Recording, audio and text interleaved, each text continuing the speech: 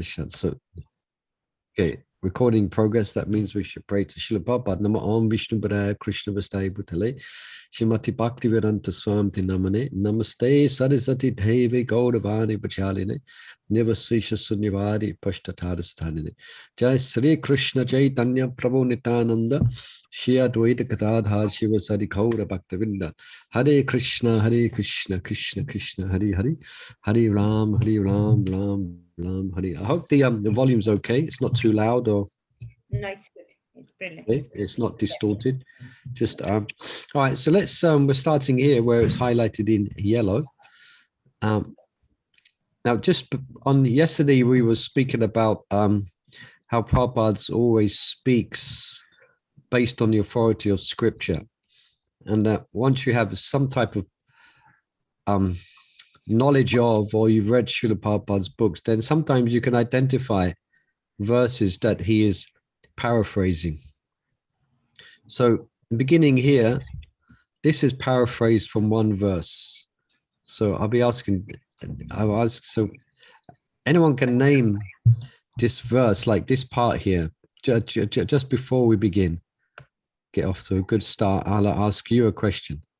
This section here, Vedic knowledge is not imparted by such defectively. It was imparted unto the heart of Brahmaji, the first living being.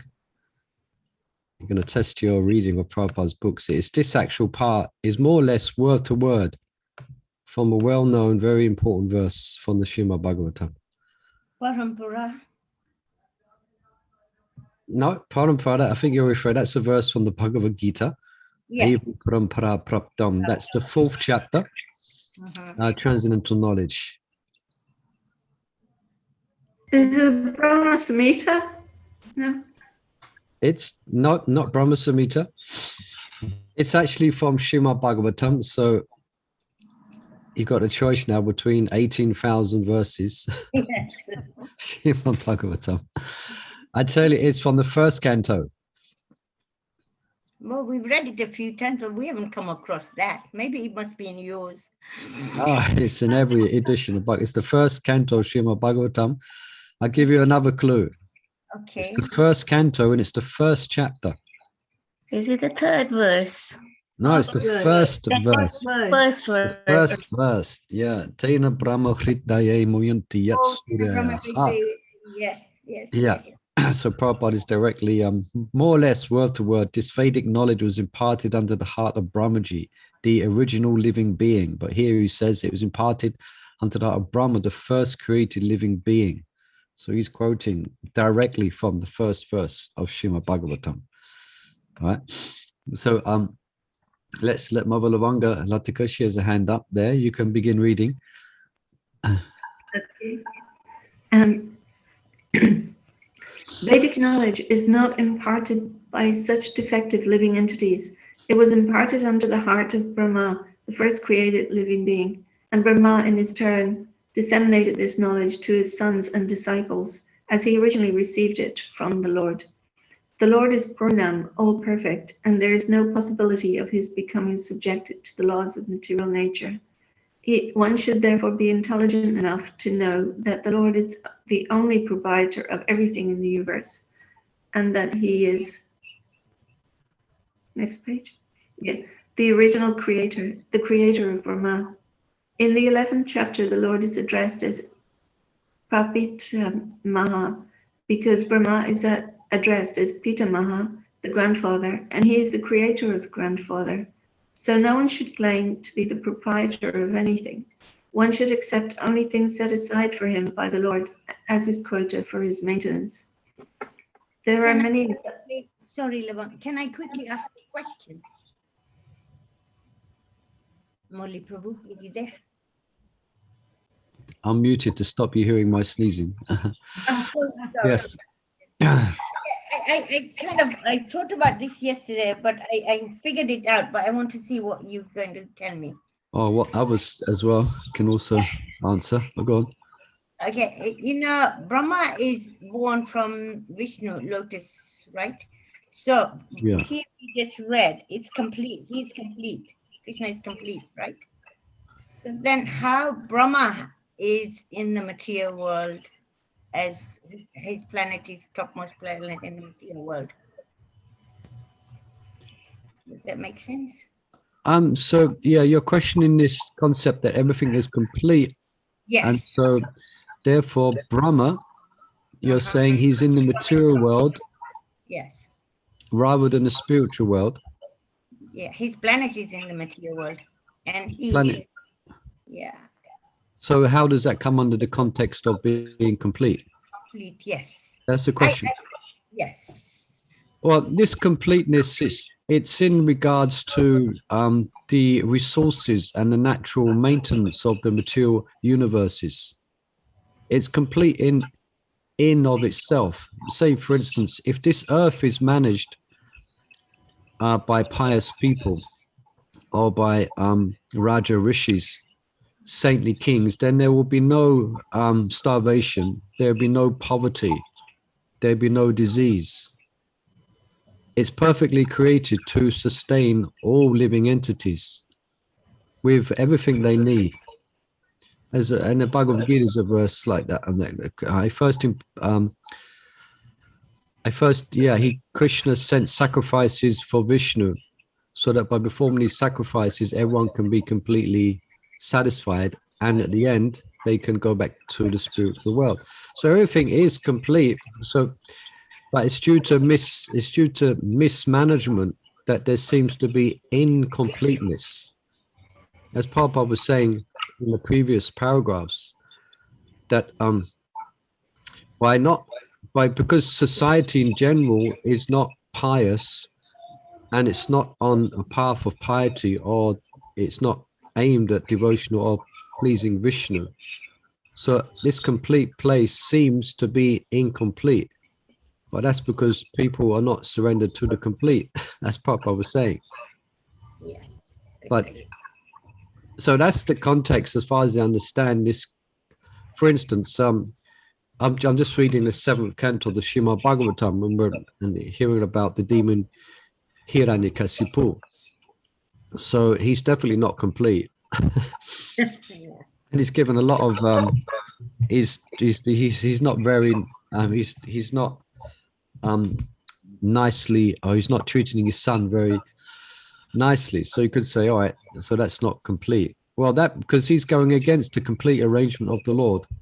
So therefore there's going to be some friction, there's going to be some reaction, which is all part of the complete arrangement of the Lord as well. Right. Anybody else on that?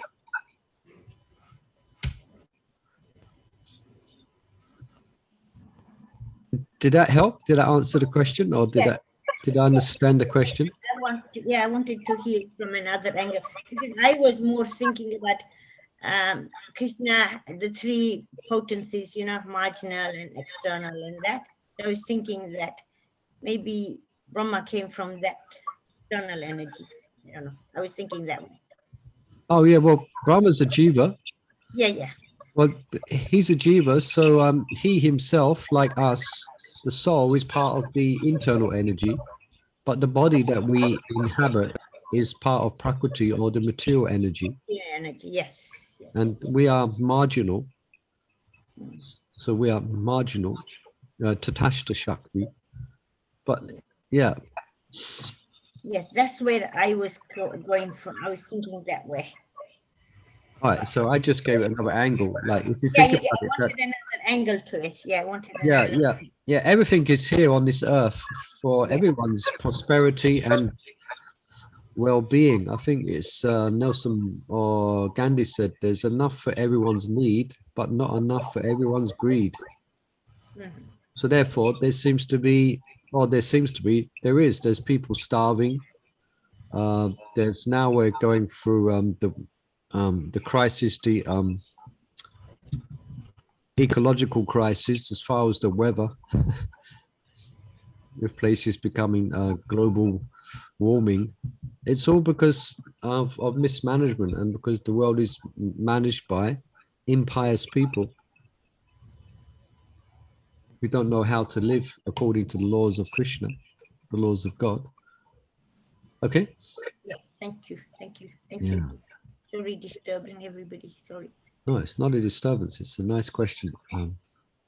So, I mean, I guess it would, I mean, there's many verses in this just last paragraph, which Prabhupada is referring to, I think.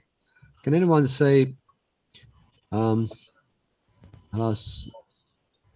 this sentence here is referring to a verse from the 5th chapter of the Bhagavad Gita, a well-known verse. This part here. The last verse of the chapter. Bhakta yam yakantapasam savaloka maheshwaram. The Lord is the proprietor of all planets thereof and all the demigods. Yeah. And this one, this sentence here. That's Isha Panishad. Isha Upanishad again. Upanishad. Isha Upanishad. Okay. And he goes on to more here as the next sentence as well. And this is exactly in line with what I've just answered. It's this next section here. One should accept only those things set aside for himself for his own quota. Mhm. Right. Anyway, Mother Lavangalas, you can continue Yeah. reading. You just read one paragraph and we Yeah. jumped in and cut you off. Okay. Please continue. There are many examples of how we are to utilize those things which are set aside for us by the Lord. This is also explained in Bhagavad Gita. In the beginning, Arjuna decided that he should not fight in the battle of Kurukshetra. This was his own decision. Arjuna told the Lord that it was not possible for him to enjoy the kingdom after killing his own kinsman. The decision was based on the body because he was thinking that the body was himself and that his bodily relations or expansions were his brothers, nephews, brothers-in-law, grandfathers, and so on. Therefore, he wanted to satisfy his bodily demands. Bhagavad Gita was spoken by the Lord just to change this view. And at the end, Arjuna decides to fight under the directions of the Lord when he says, Karisye vachanam tava, I shall act according to your word. Yeah, we will hear about these reasons for not fighting in the first and beginning of the second chapter. Yeah. And it's all selfish reasons, although it's quite applaudable from a material perspective. Arjuna's thinking in a compassionate way, but his compassion is wrongly placed. Anyway, we shall get there. We shall hear about the different reasons, and we'll identify all the different reasons that Arjuna gives for not fighting. And they're actually all selfish reasons, although because they're in regards to his body and to the expansions of his body. Prabhupada sometimes calls this extended selflessness. Yeah. Extended selflessness. All right, you're not thinking about yourself, you're thinking about your family. Prabhupada interestingly calls it that's extended selfishness. Yeah, you can carry on, unless there's any comments or questions. In this world, men are not meant for quarreling like cats and dogs. Men must be intelligent to realize the importance of human life and refuse to act like ordinary animals. A human being should realize the aim of his life, and this direction is given in all Vedic literatures. Okay, what's the sorry, perhaps I shouldn't keep stopping and ask you questions, but I hope does anyone know the Vedanta aphorism that Prabhupada's referring to here? The first verse of the Vedanta-sutra. Atato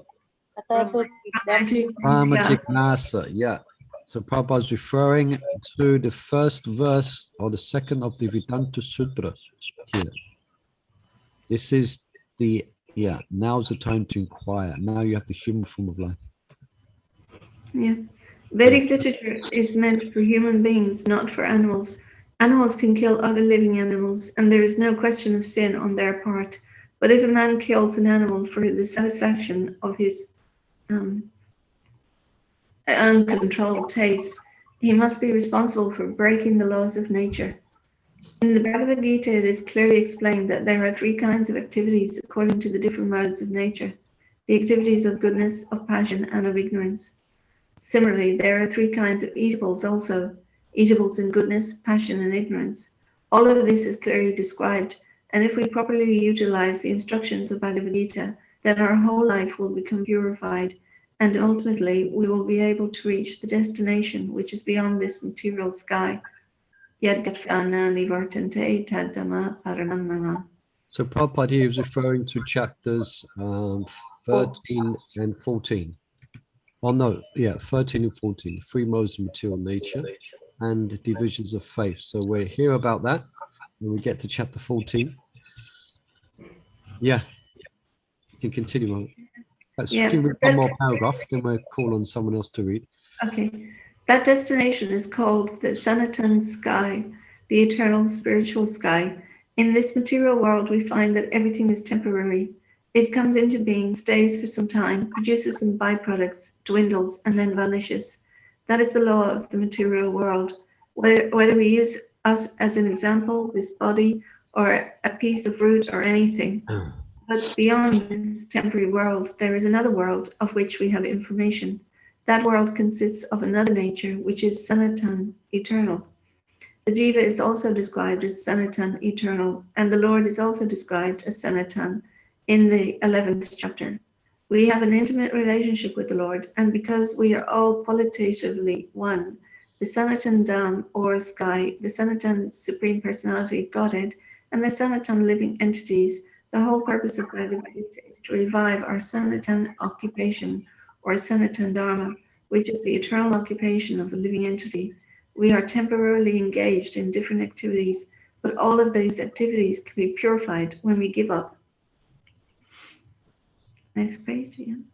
Give up all these temporary activities and take up the activities which are prescribed by the Supreme Lord. That is called our pure life. Your life, yeah. So this will be described as well, this whole subject about the spirit. Here in the Bhagavad Gita, a very brief hint is given about the spiritual sky, just in a couple of verses. But more elaboration obviously is given in the Srimad Bhagavatam about that spiritual sky. But it's mentioned that there's quite a few verses in the Bhagavad Gita where it speaks about returning to that place and never coming back again. There's one verse, can I want to finish the verse? Janma karma chame divyam. Yeah, and the rest of it? Yeah, that's it. So there's one verse. And sometimes a question is brought up on, for instance, this verse that describes, and this verse describes, actually one goes back to the spiritual world, and it's important to note that it says it never comes back again. Because sometimes an intelligent devotee will bring up, or so-called intelligent, perhaps over-intelligent, but bring up the point that, okay, so we've misused our independence. So isn't there a chance that we can do the same again when we go back to the spiritual world? But Vishwanath Chakravarti Thakur brings out these verses to prove that no one has ever come back. No one. And you never come back again. There is no return to this material world once you go back to Godhead. Although the tendency is there because of independence, but the good news is that no one has ever come back. Once having gone there, one never returns. Yeah, because I think you'll get to, before you even go back, you would get to a point when you are really pure devotee. Yeah. Then you would have all the junk in your head that you've got now. So never even think about, doing anything, we hope. Yeah. You must be so sick of this world that you don't want to come back. Yeah, that's it. But that fact is, and that's what we've been studying in other readings as well, about the whole development of Krishna consciousness, where it actually dissolves a subtle body. And you develop a relationship with Krishna before you go back to the spiritual world. You actually develop love and affection for Krishna. And so therefore you give up your false identification. And you won't be able to go back unless you're at that stage of purity. Yes. Question, like, we go back to the spiritual world and there's no chance of anyone coming back once they've returned. there are like spiritual entities in the spiritual world who have never been to the material world, and we will never return to the material world. But would they? That seems like we are in a better position because we've actually come to the material world. Now we're never going back. But if they have a wrong desire, they might end up in the material world. I mean, are they aware of that? Are they aware of that? Or suddenly they have this thought and then suddenly they're in the material world? Wow, it's a good question. I look at there's different speculations on that. Well, then, Nityasiddha, like Lalita and Gopis and Cowherd Boys and Nanda Maharaj and Madhya Yasoda, they're all kind of Nityasiddha. So it's not, and it brings up the subject of the fall of the jiva. It gets into that. That's what I was thinking. Now, just on that point, my Guru Maharaj speaks of Prabhupada giving different, how can I explain? In some places, in the Srimad Bhagavatam, I have to say this with a bit of caution, without creating a controversy. There are statements which seem to indicate that we come from Mahavishnu. Now, I don't know.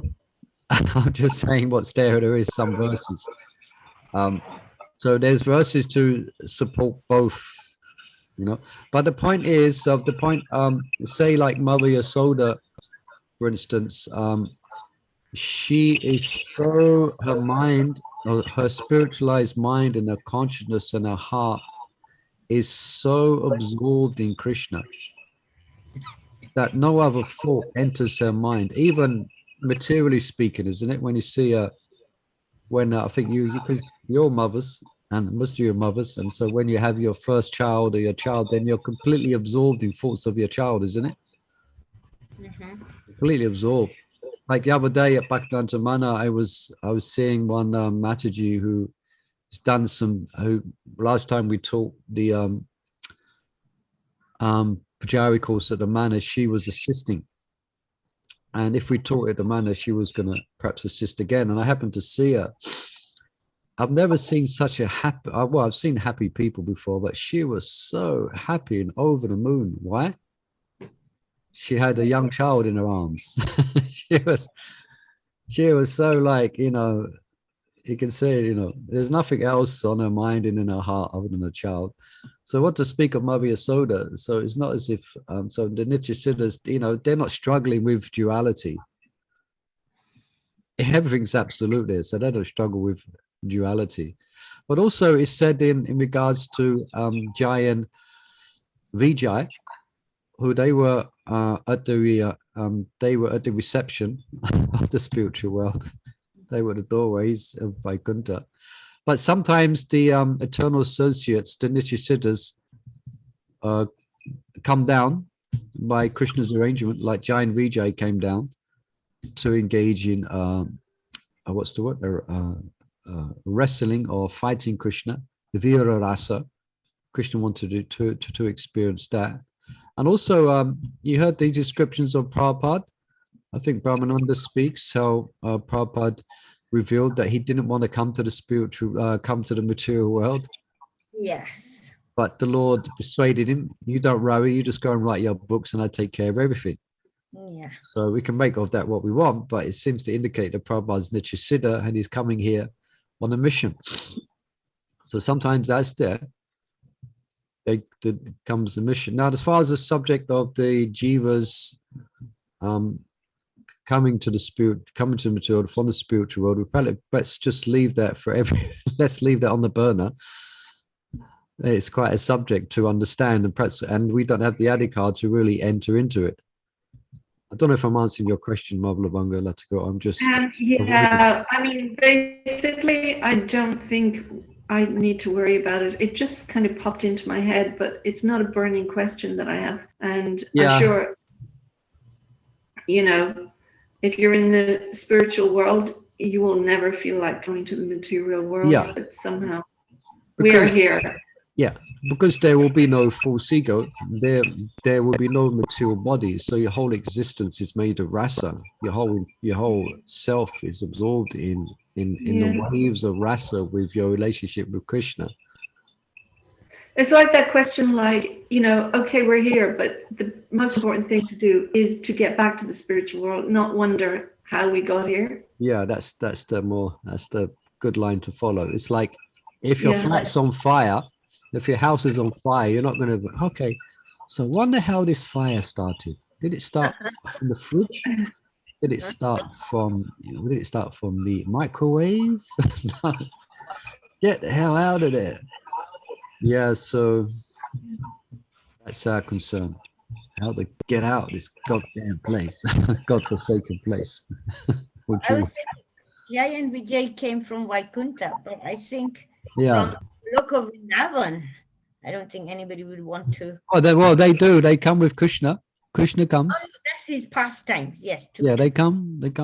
But in other words, that's the spiritual world comes here. The whole Yeah. show comes. So that it's not as if they're coming on their own. It's not as if Nitya Siddha's going to come and take birth in Tooting. Yeah. They come with the whole. They come to India as well. They go to Bharat Vasha, where the most pious people are. Yeah.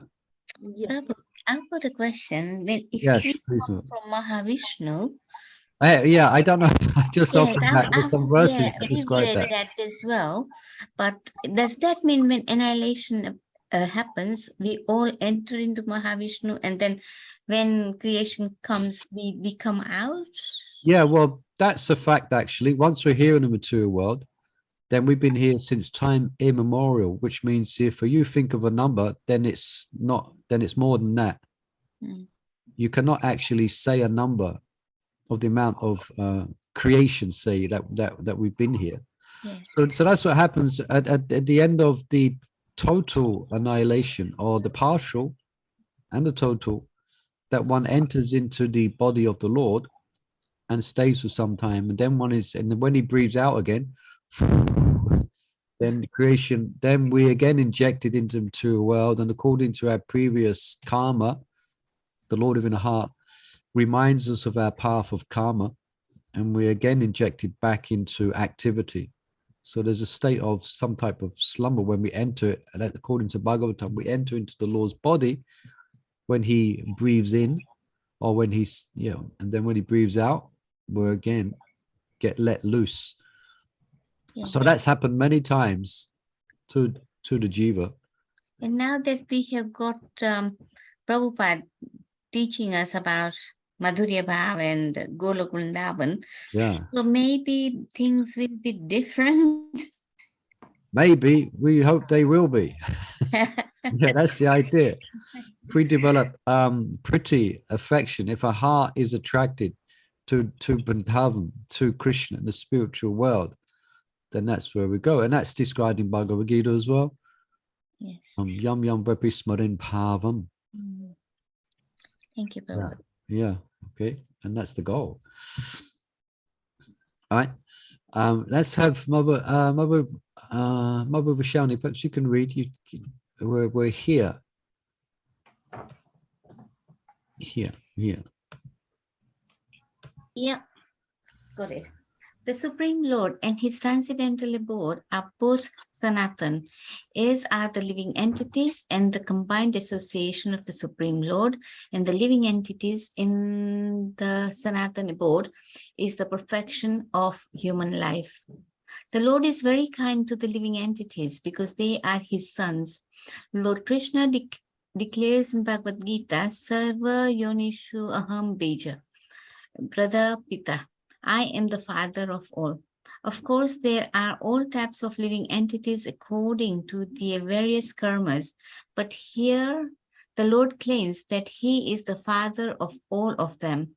Therefore, the Lord descends to reclaim all of these fallen conditioned souls, to call them back to the Sanatan eternal sky, so that the Sanatan living entities may regain their eternal Sanatan positions in eternal association with the Lord.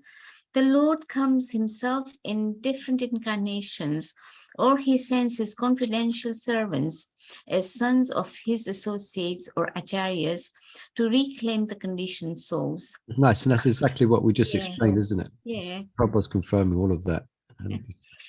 Therefore, sanatana-dharma does not refer to any sectarian process of religion.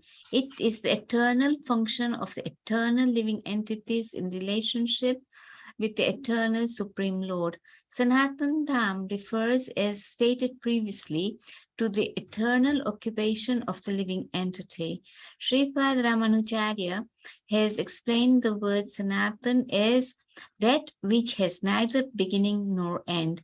So when we speak of sanatana-dharma, we must take it for granted on the authority of Sripad Ramanujarya that it has neither beginning nor end. Yeah, just a point. This concept of sanatana-dharma, it's really useful when you're preaching. It's something I tend to always use to explain to people, when I'm distributing books, to those who stop and kind of listen. It's a simple point to make out. I often say that God is not a Christian, God is not a Muslim, God is not Jewish, etc. God is not a Hindu. Similarly, we are all servants of Krishna, or we all servants of God. So these designations, these are material, temporary designations that's identifying with a particular process of worship. But actually, we are all part and parcels of God. We're all servants of God. So that often that gets people thinking, most people I explain that to, they never reject it. They kind of listen to it, and it's interesting for them to hear. Well, of course, some Christians I preach to. I mean, they hear it, but then they go off and they usual, Jesus is the only way thing. Yeah. But anyway, I just thought I'd make that note. If you're out there, if you're meeting people in the office or family members, it's a good point. It's an easy point to explain to them sanatana-dharma, like the sanatana-dharma of fire is to be hot. I think Prabhupada will mention coming up that the dharma of the soul is to serve, and the dharma of water is to be wet. So above these designations, I'm a Christian, I'm a Protestant, I'm a Catholic, or whatever it may be. I'm a Sunni. Or what's the other one? Sunni and the two Shia. I'm a Shia. I'm a Sunni. I'm a Ritwik. I'm this. I'm that. We're all servants of Krishna. Anyway, just a little preaching point. I thought Mother Sharada might use that often. That is a good way of doing it, actually. Yeah, it's simple. It's a simple one. Just explain. Just remember sanatana-dharma and explain what it means. It means the eternal occupation of the soul, especially well, not just now, but it's been going on for a couple of 100 years. That there's quite a lot of bloodshed, unfortunately, based on different religious sentiments, and it gets quite heated. But if we can really rise above this and see it, we're all servants of God. Yes. Okay. Oh. The English world, the English world religion is a little different from Sanatana-dharma. Religion conveys the idea of faith, and faith may change. One may have faith in a particular process, and he may change this faith and adopt another. But Sanatana-dharma refers to that activity which cannot be changed. For instance, liquidity cannot be taken from water, nor can heat be taken from fire. Similarly, the eternal function of the eternal living entity cannot be taken from the living entity. Sanatana-dharma is eternally integral with the living entity. When we speak of Sanatana-dharma, therefore, we must take it for granted on the authority of Sripad Ramanujarya that it has neither beginning nor end. That which has neither end nor beginning must not be sectarian, for it cannot be limited by any boundaries.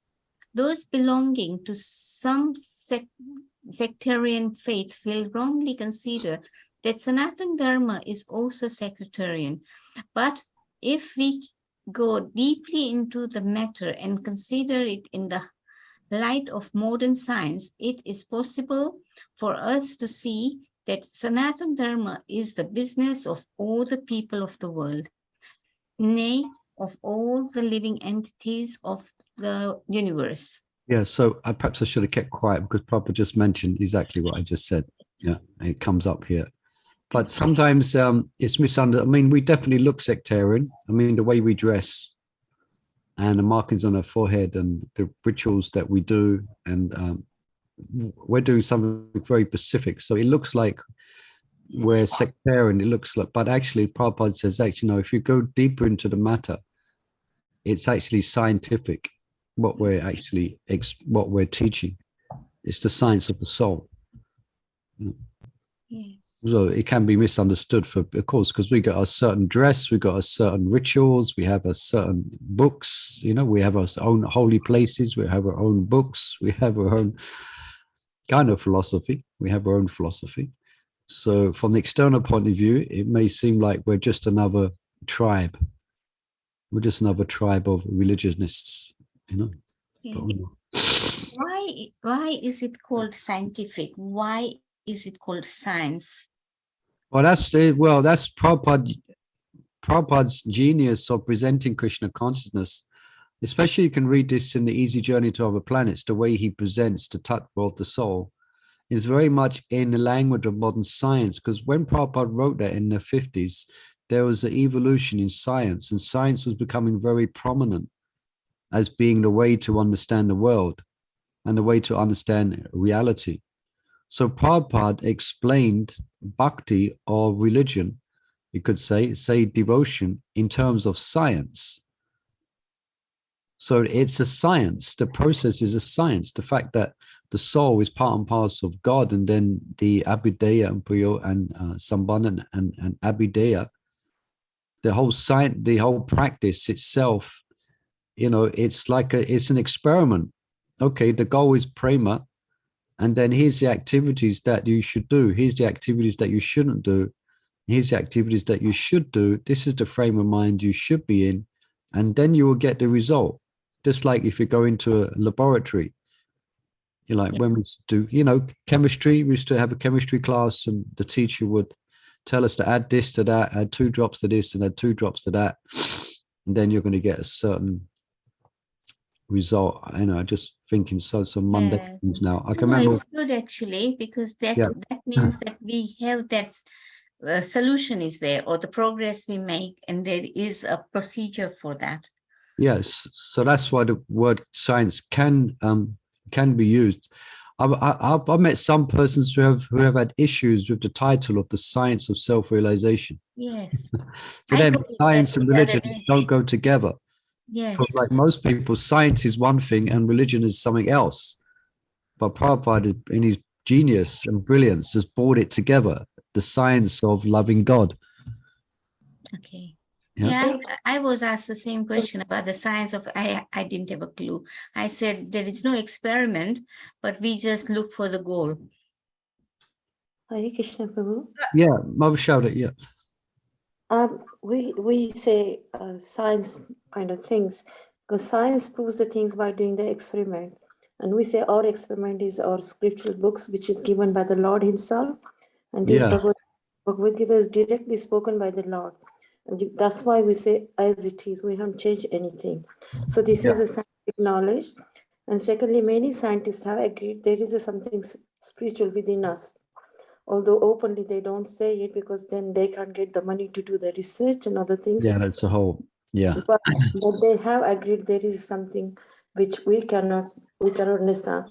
And this has been shown by the telescope, which have found the stars, so many stars in the sky and all that kind of thing. So this has been proved for many, many years ago. And this is why we say scientific knowledge, because there is a proof behind this. Yeah, there is many, if the scientists are honest, which sometimes they're not, but the point of consciousness has never been grasped or understood, actually. Sometimes they try to dismiss it completely. Yeah. But it's a fundamental aspect of our being is consciousness. So where does it come from? etc. Yeah. So you can read more about this if you want. There's a nice magazine which I read a couple of times. It's called the Origins magazine. It gives very nice explanations of the science of Krishna consciousness. But this type of explanation, you're only going to give to the person on the street. If you actually meet a scientist, you're going to have to present it in a you're going to have to, you probably, it's a different type of presentation. But for the average person who's been fooled by the modern theory of evolution, Yeah. the scientific, then you can, it sounds like Mother shouted, it sounds like you was selling us a Bhagavad Gita there, the way he's explaining. That's what you explain on the street when you stop people and show them Gita. Yeah. Yeah. I tell them it's a scientific knowledge about soul, Yes. which you don't find anywhere else, as it's clear-cut indication of what is the constitution of our body, why we are here in the first place, why we're suffering, how this world came to existence. So many things I explain them, and then they get attracted by that, and then they start taking the view. Then you ask them for a donation. Of course. Yeah. But I tell them we don't sell it. We just collect the donation for repayment. We're not selling it. Yeah. So Mother Shauda is using that. A simple, very simple presentation, which can be attractive to most people. Yes. At least it makes them curious enough to perhaps think of giving a donation and taking a book. Yeah. Thank you. Prabhupada's purports are explained in a scientific way. Yeah. Quite often reading the way he explains it is in a scientific way, Yeah. At one point and he goes, why too, Yeah. Actually, sometimes the philosophy can be so scientific and so detailed that it can be exhausting or difficult to grasp. Because as we're reading, Sankalpa Kaumudi, so much details going into it. It's such a science and nectar of devotion. Remember, we were reading about the different rasas and science of rasa and uparasa and ghastly rasa and vibhava, satvika bhav, sanchari bhav, stahi bhav. So much detail, scientific. Yeah. All right. Yeah. So let's read on, shall we? We're reading from, I don't know. Here? Non-sanatana. Okay. Yeah, you can continue, Mother. Okay. Non-sanatana religious faith may have some beginning in the, Annals. In the annals of human history, but there is no beginning to the history of sanatana-dharma because it remains eternally with the living entities. Insofar as the living entities are concerned, the authoritative sastras state that the living entity has neither birth nor death. In the Gita, it is stated that the living entity is never born and he never dies. He is eternal, indestructible, and he continues to live after the destruction of his temporary material body. In reference to the concept of sanatana-dharma, we must try to understand the concept of religion from the Sanskrit root meaning of the word. Dharma refers to that which is constantly existing with a particular object. We conclude that there is heat and light along with the fire. Without heat and light, there is no meaning to the word fire. Similarly, we must discover the essential part of the living being, that part which is his constant companion. That constant companion is his eternal quality, and that eternal quality is his eternal religion. Okay, thank you, Mother. Very nice. Okay, so Prabhupada's expanding on this more. Perhaps we're a couple more readers. Monica, Mother, you'd like to read? Yes. When Sanatan Goswami asked Sri Chaitanya Mahaprabhu about the swarup of every living being, the Lord replied that the swarup or constitutional position of the living being is a rendering of service to the Supreme Personality of Godhead. If we analyze this statement of Lord Chaitanya's, we can easily see that every living being is constantly engaged in rendering service to another living being. A living being serves other living beings in various capacities. By doing so, the living entity enjoys life. The lower animals serve human beings as servants, serve their master. A serves B master, B serves C master, and C serves D master, and so on. Under these circumstances, we can see that one friend serves another friend. The mother serves the son, the wife serves the husband serves the wife, and so on. If we go on searching in this spirit, it will be seen that there is no exception in the society of living beings to the activity of service. The politicians present his manifesto for the public to convince them of his capacity for service. The voters therefore give the politician their valuable votes, thinking that he will render valuable service to society. The shopkeeper serves the customer, and the artisan serves the capitalist. The capitalist serves the family, and the family serves the state in the terms of eternal capacity of the living being. In this way, we can see that no living being is exempt from rendering service to another living being, and therefore we can safely conclude that service is the constant companion of the living being, and the rendering of service is the eternal religion of the living being. Yet man professes to belong to a particular type of faith with reference to a particular time and circumstance, and thus claims to be a Hindu, Muslim, Christian, Buddhist, or an adherent of any other sect. Such designations are non-sanatana-dharma. A Hindu may change his faith to become a Muslim, or a Muslim may change his faith to become a Hindu, or a Christian may change his faith, and so on. But in all circumstances, the change of religious faith does not affect eternal occupation of rendering service to others. The Hindu, Muslim, or Christian, in all circumstances, is a servant of someone. Thus, to profess a particular type of faith, it is not to profess one's sanatana-dharma. The rendering of service is sanatana-dharma. Factually, we are related to the Supreme Lord in service. The Supreme Lord is the supreme enjoyer, and we are living entities, are his servitors. We are created for his enjoyment. And if we participate in that internal enjoyment with the Supreme Personality of Godhead, we become happy. We cannot become happy otherwise. It is not possible to be happy independently. Just as no one part of the body can be happy without cooperating with the stomach.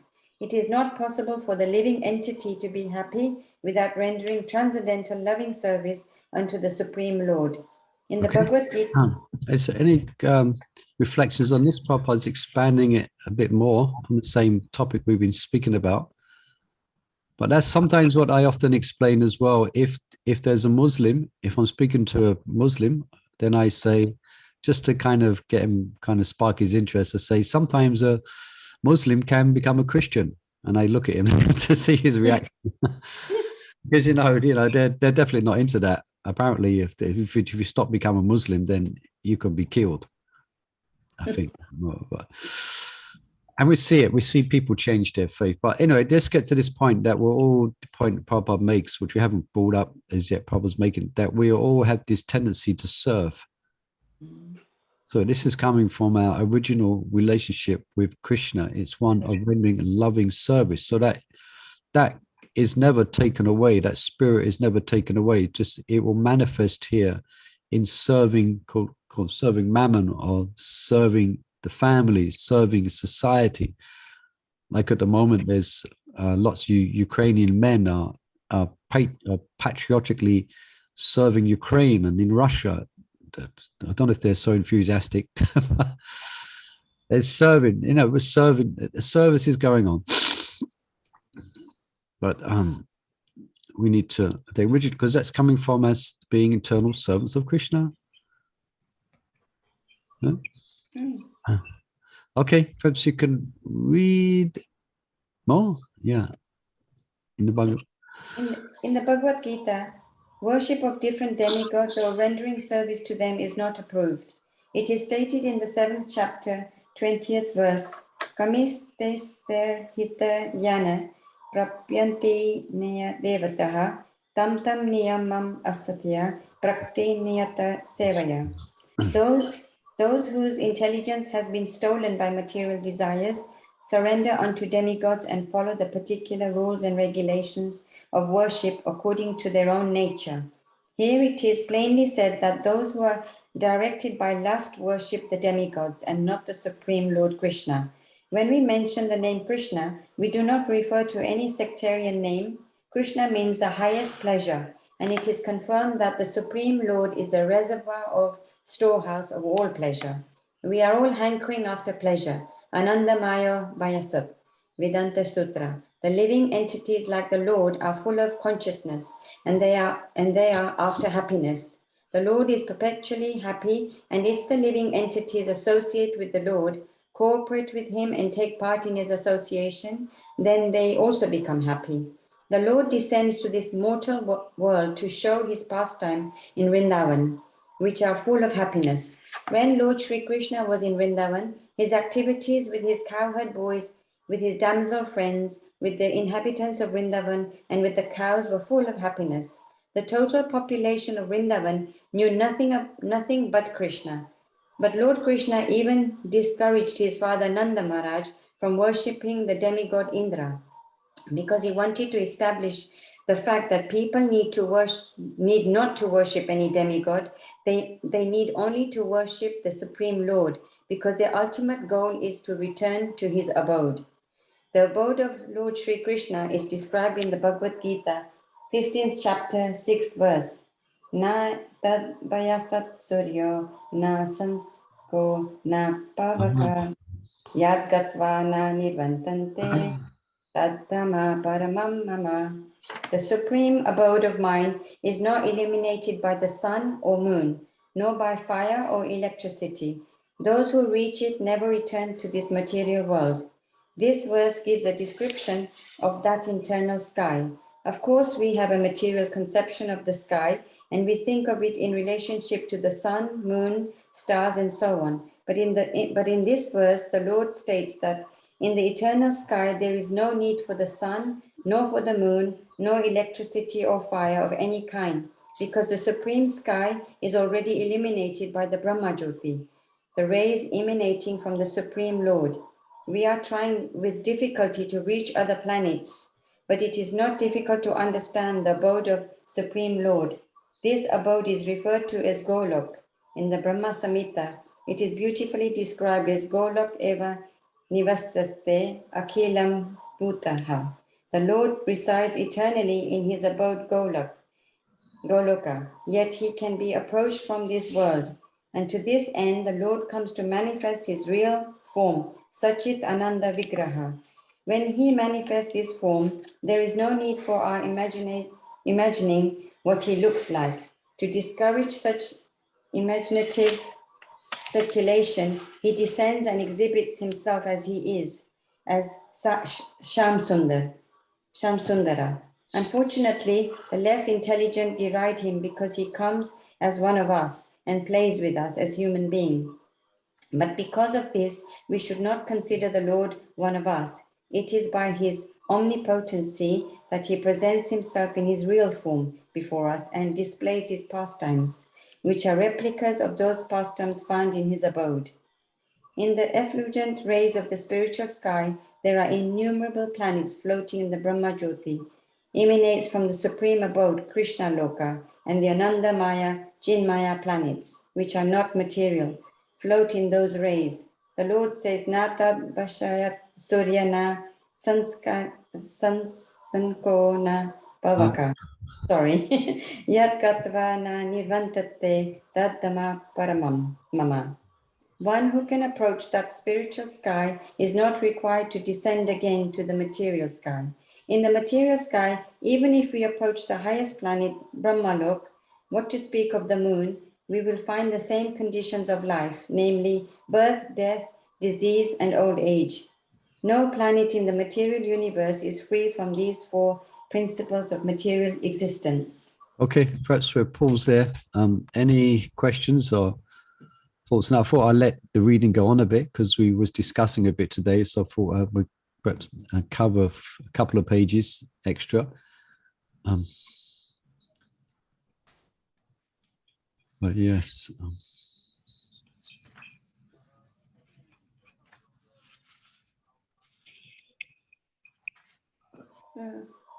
So even if we go to Brahma Lok, we still have to come back. Is that what I'm understanding here?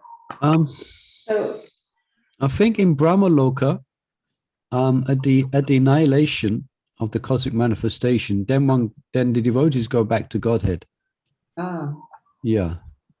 But the general principle is that whatever that's why Krishna Prabhupada encourages not to worship the demigods, and Krishna does that throughout the Bhagavad Gita. He encourages Arjuna and thus us to aim for the eternal world, not for temporary things in this temporary world. Like, so therefore, worship of the demigods is always part of the Vedic corpus, is part of the plan of the Vedas, is to make people pious, and so they accept an authority. But actually, the worship is, Krishna is quite clear in Bhagavad Gita. There are Sumedasa, or they're Alpa Medasam, which means they have Alpa means very meager intelligence. Yeah. Because you're desiring something temporary.